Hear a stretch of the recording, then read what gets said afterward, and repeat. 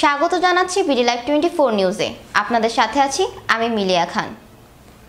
বিস্তারিত দেখুন মোগল সম্রাটের রিপোর্টে। ক্যামেরায় ছিলেন শরীফ আহমেদ। আমরা জানি যে বিগত 17 বছরে আপনারা অনেক কষ্ট করেছেন, সেই বিষয়টা যদি একটু উল্লেখ করে আমাদের। আসলে দেশ ও জাতির তাদের উদ্দেশ্য করে বলতে চাই, শুধু আমার উদ্দেশ্য না।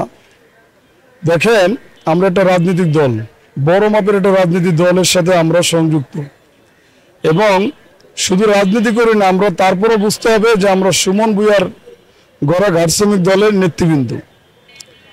ওনার ওখান থেকে ঢাকা মহানগরী শ্রমিক দলের যুগ্ম আহ্বায়ক।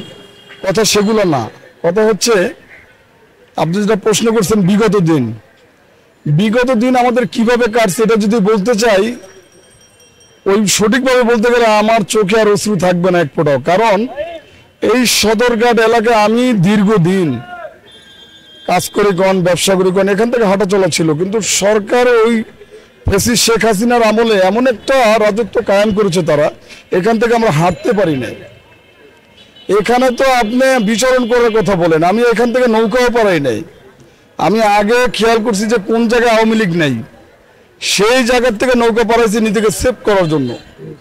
আর বিগত দিনে আইন শৃঙ্খলা বাহিনী যে কিভাবে চলেছে এটাও আপনারা দেশ এবং জাতি জানে। মানে বিএনপির শুধু নেতা না, কর্মী পাইলে যে কি করে এটা আপনারা সবাই জানেন, যেহেতু আপনারা মিডিয়া নিয়ে কাজ করেন। আমি দেশবাসীর কাছে উদাত্ত আহ্বান জানাতে চাই যে 5ই আগস্ট যে বিপ্লব হয়েছে, সাধারণ জনগণ, এমপির এবং বিএনপির শয় নেতাকর্মী মারা গেছে, আপনারা নিজেরাও জানেন। এবং আমি সেলুট জানাই বৈষম্য বিরোধী ছাত্র আন্দোলনের সাথে যারা জড়িত ছিল, যারা সমন্বয়ক ছিল, এবং এই সমন্বয়করা নিজের তাজা বুকের রক্ত ঢেলে যে আমাদেরকে স্বাধীন করেছে, এটা অস্বীকারের কিছু নাই।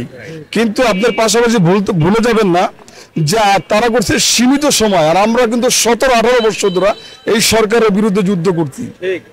আমাদের পার্টির সম্মানিত সিনিয়র প্রেসিডেন্ট জনাব তারেক রহমানের নির্দেশে আমরা প্রত্যেকটা জায়গায়, প্রত্যেকটা পাড়ায় মহল্লায় বিচরণ করেছি, কিন্তু ভয়ে আতঙ্কে কাটাইছি। আর এখন হ্যাঁ আমরা হাঁটতে পারতেছি, আমরা কথা বলার স্বাধীনতা আছে, কিন্তু তারপরে একটা কথা দেখে যে আমরা নির্বাচন চাই, সুষ্ঠু নির্বাচন, অবাধ সুষ্ঠু নিরপেক্ষ নির্বাচন, এবং আমাদের নেতা দেশে আসবে।